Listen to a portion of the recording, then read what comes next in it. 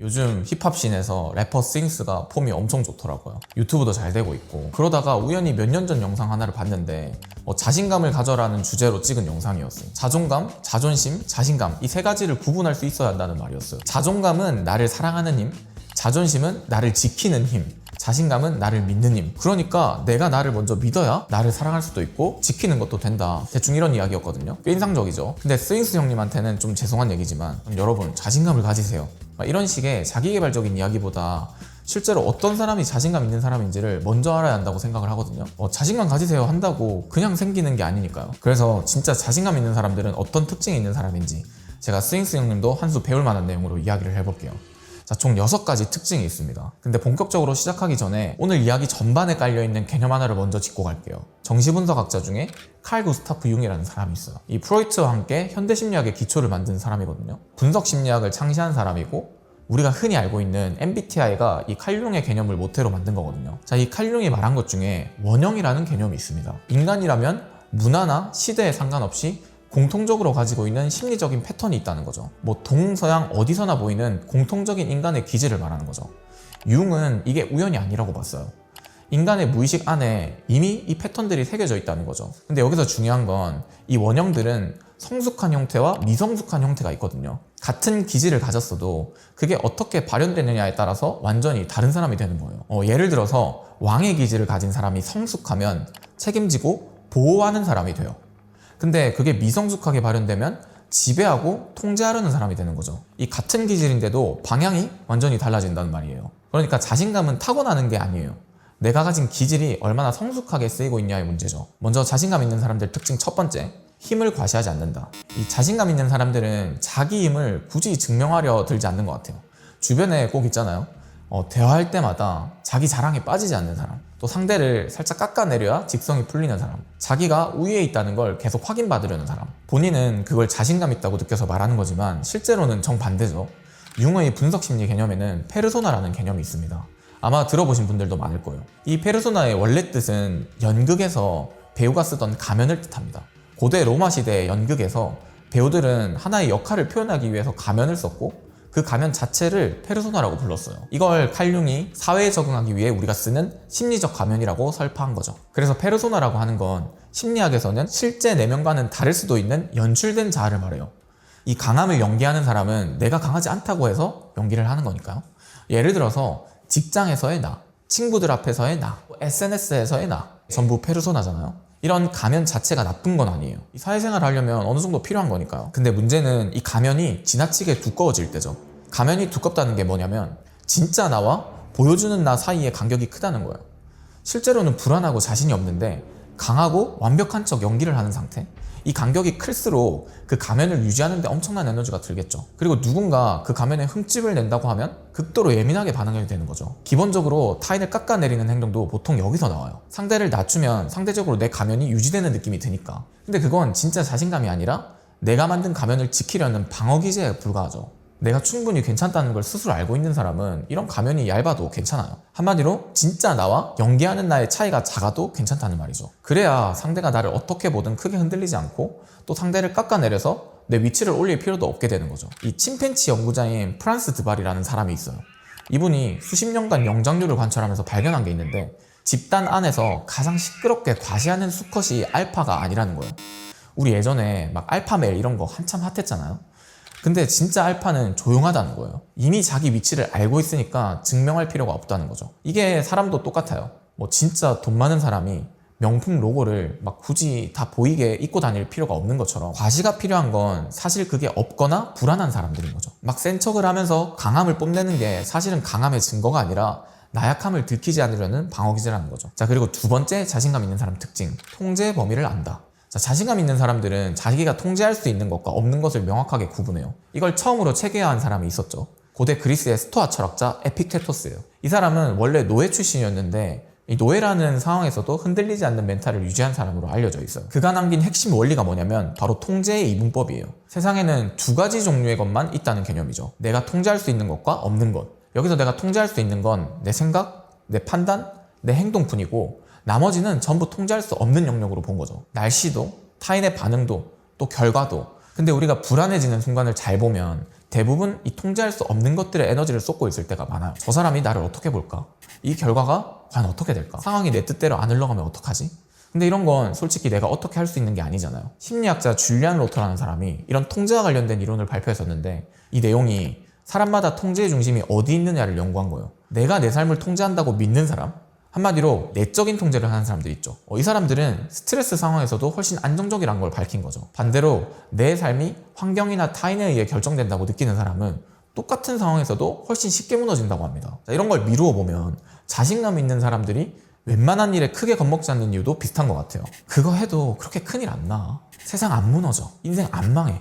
이렇게 생각하는 게 그냥 막연한 낙관이 아니라 통제할 수 없는 것에 에너지를 빼지 않으려는 거죠. 그렇게 되면 통제할 수 있는 것에 훨씬 더 집중을 할 수 있게 되니까요. 자, 다음 세 번째, 명확성과 강한 확신. 칼 융은 자신감의 본질을 이렇게 정의했어요. 본인이 원하는 것을 명확하게 알고 있고 그것을 향해 강력하게 에너지를 쏟는 것. 자, 이게 단순하게 들리는데 생각보다 이거 되는 사람이 많지 않아요. 이 얘기를 하려면 줏대 얘기를 빼놓을 수가 없는데 이 줏대 있는 사람들을 보면 보통 고집이 세다고 느껴지잖아요. 근데 사실 자세히 보면 고집은 이유 없이 그냥 안 바꾸는 거고 줏대는 이유가 있어서 안 바꾸는 거예요. 이 자기 방향이 명확해서 남의 말에 흔들리지 않는 거죠. 보통 방향이 없으면 어떻게 되냐면 어제 이 사람한테 들었을 때는 그게 맞는 것 같고 또 오늘 저 사람한테 말을 들으면 또 그게 맞는 것 같고 계속 표류하게 돼요. 그게 이상한 게 아니라 아직 자기 방향을 못 찾은 거죠. 자, 여기서 방향이란 건 뭐 꿈이나 거창한 자아 실현이 아니라 자기의 결핍과 욕구의 방향을 안다는 거예요. 한마디로 나에 대한 기준이 서 있는 사람들이죠. 뭐 예를 들어서 무슨 일을 할 때도 의미를 추구하는 사람, 일단 실행하는 사람, 사유하고 싶은 사람, 관계 중심적인 사람. 내 잣대와 기준이 어떤 욕구로 향하고 있는데 그건 사람마다 다 다르거든요.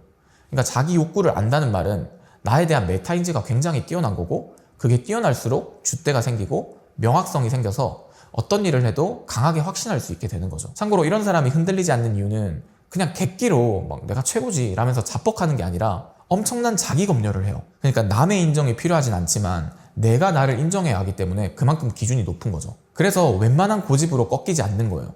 내가 나에 대한 기준이 남들이 들이미는 기준보다 훨씬 더 높으니까요. 자, 다음 자신감 있는 사람 특징 네 번째, 책임감에서 오는 권위.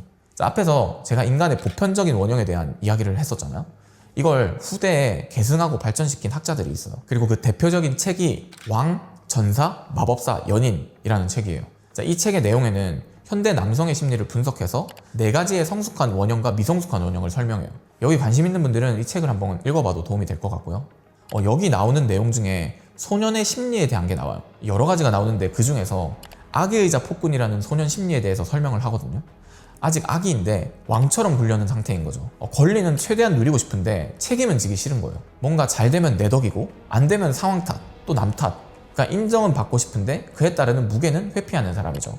이런 사람이 존경받는 경우는 거의 없잖아요. 그러니까 권위는 그냥 요구한다고 생기는 게 아니니까요. 이게 칼 융이 말했던 미성숙한 원형의 대표적인 예시죠. 반대로 성숙한 원형은 어떤 특징이 있냐면 지키지 못할 약속은 애초에 하지 않고 한 번 약속은 비가 오나 눈이 오나 지키는 거. 그러니까 맡은 일을 또 끝까지 조용하게 해내는 것. 이게 반복되면 사람들이 자연스럽게 그 사람을 따르게 되죠. 말로 설득한 게 아니라 행동으로 증명한 거니까요. 그리고 이런 부분은 자연스럽게 자신감이랑 연결이 되죠. 자기 자신한테 한 약속을 지켜온 사람은 스스로를 믿거든요. 그런 축척들이 자기 확신이 되죠. 반대로 자꾸 스스로한테 한 말을 못 지키면 나도 모르게 나를 못 믿게 되는 거겠죠. 이 미성숙한 사람은 권위를 흉내를 내고 진짜 자신감 있는 사람은 통제가 아니라 책임지는 방식으로 선택을 하겠죠. 자, 다음 다섯 번째, 공감 능력과 친절함. 자신감 있는 사람 하면 보통 어떤 이미지가 떠오르냐면 강하고 단호하고 좀 차가운 느낌? 요즘 말로 태토기질 같은 거죠. 근데 저는 자신감에서 절대 빼놓을 수 없는 게 바로 공감 능력과 친절함이라고 생각을 해요. 아까 잠깐 설명한 영장류학자 프란스 드발이 수십 년간 침팬지를 관찰하면서 발견한 게 있었어요. 집단 안에서 진짜 알파 수컷은 단순히 힘만 센 개체가 아니라는 거예요. 집단 내 갈등을 조율하고 또 약한 개체를 보살피고 심지어 암컷보다 뛰어난 공감 능력을 보여주는 개체라는 거죠. 이 무력으로 군림하는 수컷은 결국 나머지 개체들의 연합에 의해서 무너진다는 걸 발견한 거예요. 여기서 중요한 게 있죠. 일반적으로 우리는 공감 능력이나 친절함을 그냥 착한 성격 정도로 분류를 하잖아요. 자, 이 프란스 드발은 이게 단순히 착한 성격이 아니라 집단을 유지하고 자기 위치를 지키기 위한 아주 고지능적인 사회적 능력이라는 거예요. 이 침팬지 사회만 봐도 그런데 사람 사회도 이거랑 크게 다르지 않거든요. 자기가 잘났다고 타인을 무시하면서 또 으스대는 사람은 주변 사람들이 하나둘 멀어지게 되어 있거든요. 이 두려움으로 모은 사람은 더 큰 두려움 앞에서 언제나 흩어지기 마련이죠. 근데 반대로 자발적으로 따르는 사람들은 다르죠. 그 차이가 결국 시간이 지날수록 벌어진다고 생각을 합니다. 진짜 자신감 있는 사람들은 상대를 멸시할 수 있는 힘이 있어요. 그럼에도 친절을 선택하는 거죠. 전 이게 진짜 핵심이라고 봐요. 우리 영화나 히어로물을 보면 보법이 다른 캐릭터들이 있잖아요. 약해서 살아남으려고 친절을 선택한 게 아니라 충분히 강하기 때문에 굳이 그 힘을 쓸 필요가 없어서 힘을 아끼죠. 제가 이 말을 하는 이유가 뭐냐면 친절해지려고 노력한다고 해서 자신감이 생기지 않는다는 말을 하고 싶은 거예요. 순서가 반대라는 거죠. 자신감이 아직 없는 상태에서 억지로 하려고 하면 오래 못 가요. 내가 나를 믿는 사람은 굳이 상대를 이용하거나 깎아내릴 이유가 없죠. 이미 충분하니까. 그러니까 친절해지고 싶다면 친절함을 연습하는 게 아니라 자기 자신을 먼저 채우는 게 맞겠죠. 한마디로 친절함은 자신감의 결과로 나오는 겁니다. 자, 마지막 6번째, 취약함을 인정하는 용기.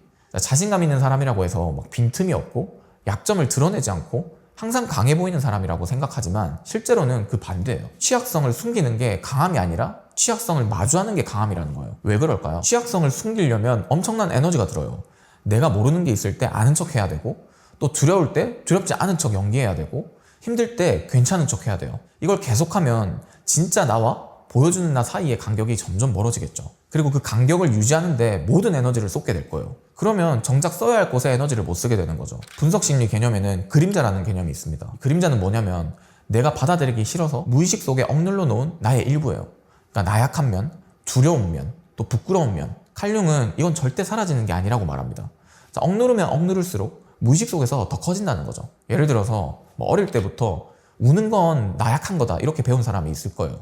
그래서 슬픔이나 또 두려움 같은 감정을 계속 억눌러요. 근데 이게 억누른다고 해서 사라지는 게 아니라는 거죠. 이 무의식 속에 쌓여 있다가 어느 순간 예상치 못한 상황에서 훨씬 크게 터져 나와 버리는 거죠. 이 억눌린 그림자의 크기가 클수록 더 큰 문제로 터지는 겁니다. 내가 찌질하다고 생각하는 거, 나도 나를 혐오하는 행동들, 이런 것들을 숨기려고 할수록 사이코패스처럼 이상한 정체성이 형성되는 거죠. 반대로 자신의 그림자를 인정한 사람은 어떻게 되냐면 그게 더 이상 약점이 아니게 돼요. 내가 이미 알고 있는 거니까. 그러니까 내가 두렵다는 걸 내가 알고 있으면 누군가 그걸 건드려도 흔들릴 이유가 없어요. 긁힐 이유도 없고요. 이렇게 인정을 한 사람들은 보통 이런 사람들이죠. 모르는 걸 모른다고 하는 사람, 또 틀렸을 때 틀렸구나 하는 사람, 힘들 때도 나 힘들다고 말할 수 있는 사람, 이런 사람들 옆에 있으면 꽤 편안해요. 저 사람이 나한테 거짓말하지 않는다는 신뢰가 생기거든요. 자신감은 내가 완벽하다는 확신에서 나오는 게 아니라 내가 완벽하지 않아도 괜찮다는 확신에서 나오는 거죠. 자, 이렇게 자신감 있는 사람들의 특징들을 한번 살펴봤는데요. 전체 내용을 정리해보면 첫 번째는 힘을 과시하지 않고, 두 번째 통제할 수 있는 것에만 집중하고, 세 번째 방향을 명확하게 잡고, 네 번째 책임지는 자세가 필요하고, 다섯 번째 공감 능력과 친절함이 필요하고, 마지막 여섯 번째 취약함을 인정할 줄 알아야 한다. 저는 이걸 전부 하나로 통합하면 결국 메타인지라고 생각을 합니다. 모든 건 내가 나를 얼마나 알고 있느냐에서 출발을 하거든요. 자신감은 나를 믿는 힘이죠. 누구보다 나를 신뢰하면 두려울 것이 없어집니다. 내가 뭘 할 수 있고 또 뭘 할 수 없는지, 내가 어디로 가고 있는지, 또 내가 어떤 사람인지, 이걸 스스로 알고 있는 사람이 흔들리지 않는 법이죠. 전 이게 지금 시대에 꼭 필요한 방법이라고 생각을 합니다. 우리 스윙스 형님이 말한 것처럼 자신감은 나를 믿는 힘이니까. 근데 그 믿는 힘은 그냥 생기지 않거든요. 오늘 이야기한 6가지 특징 중에 나는 어떤 부분에서 미성숙했는지, 또 반대로 어떤 부분이 나를 자신감 있게 만들었는지 돌아보시면 좋을 것 같습니다. 영상 재밌게 보셨다면 댓글 많이 남겨주시고요. 실제로 이렇게 자신감 넘치는 친구, 또 자신감이 필요한 분들에게 많이 공유해주세요. 그럼 오늘 영상은 여기까지. 감사합니다.